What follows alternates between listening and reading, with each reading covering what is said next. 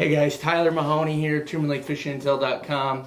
We just wrapped up shooting our next episode of the Endless Season Outdoors podcast with Truman Lake Fisheries Management Biologist Chris Brook.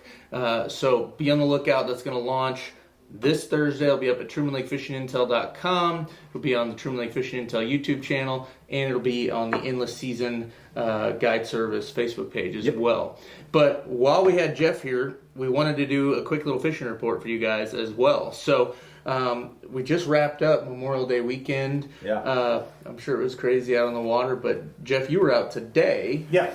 Tell me a little bit about what you're doing and how you're finding them. So crazy out on the water. I think cool weather and rising water conditions really slowed down the lake traffic. Compared to other years? Compared to other years, yeah.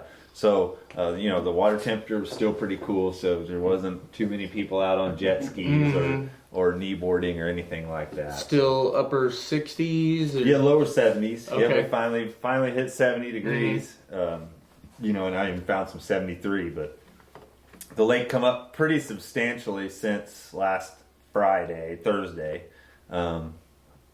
As of Monday, Memorial Day, it was 7:15, 70 something, I think, when I checked that morning.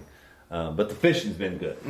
Catfishing's still being good. Of course, anytime there's fresh water coming in, you get a little current in the lake, and they're running the dam. The catfishing's still been really good. You can still catch them shallow. Juggers are starting to get out in their summertime, drifting jugs on the main lake flats, and they're catching some fish out there. Shad are getting a little bit easier to find as we move into summer. They're still not as good as what we hope. I think we had a pretty good winter kill, but they're getting a little bit better. And the crappie bite is starting to get on that summer pattern. So getting out on the main lake flats, those trees from 15 to 25 foot deep, fishing 10 foot down, minnows being best, wear them out. Now, catfish, freshwater inflows coming into the creeks, getting into those creeks, could that be... You can. There's a fine line of getting up in there where it's like cooling the water down. Yeah. And so you got to kind of find that happy medium. But, Gotcha. Anytime there's current, the catfish love current. Yeah. As far as the crappie, so it sounds like here in the last week, they've become a little scattered on the Grand Arm. Is that still kind of the case? Yeah, they're starting to get tight, though, to structure. Okay. All three arms. I've been on two of them, and my buddy's been on all three of them. And, it's getting to be the same, where they're starting to get on the trees pretty good. It sounded like the Osage and T-bow, specifically timber, they've been getting on it really good in those when I was on the Grand, that's what we caught them on the trees last. So we were actually getting on a bluff bite that was pretty good in over 30 feet of water. Still catching them 10 to 12 foot down, but getting on the bluffs on the summer pattern on the Grand side. So. Yeah. Now, does it matter the type of tree? Are they on the hardwoods or is it cedars?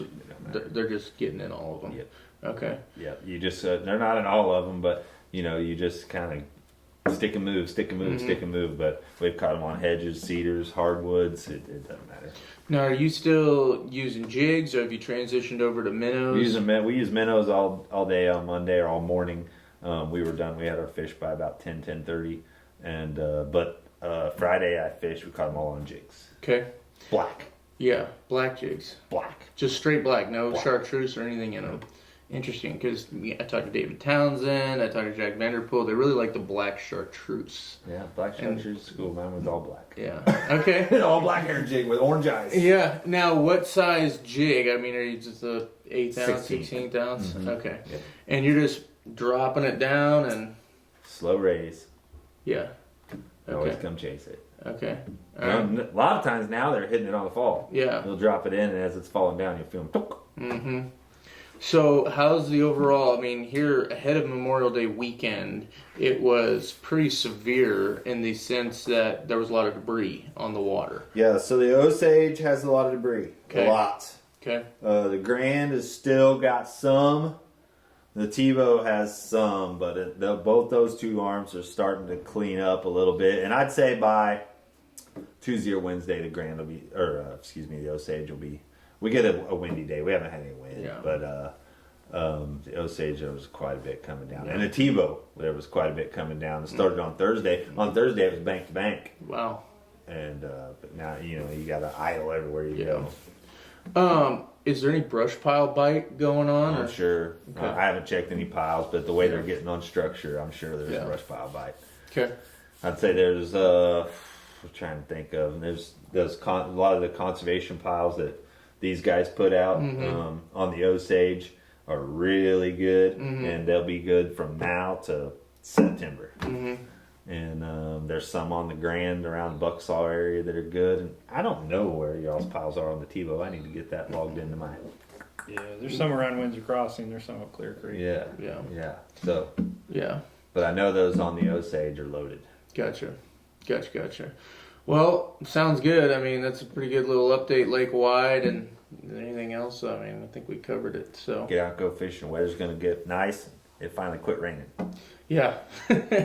Yeah, seems like we haven't been able to get a break from the rain. Unreal. So, well, good deal. Well, hey guys, thanks for watching. If you know anyone who loves to fish Truman Lake and they aren't on the website yet, we appreciate you letting them know what we're doing, putting out these reports basically almost every day. By the time I do the count for May, we should be pushing almost 45 or 50 fishing reports for the month.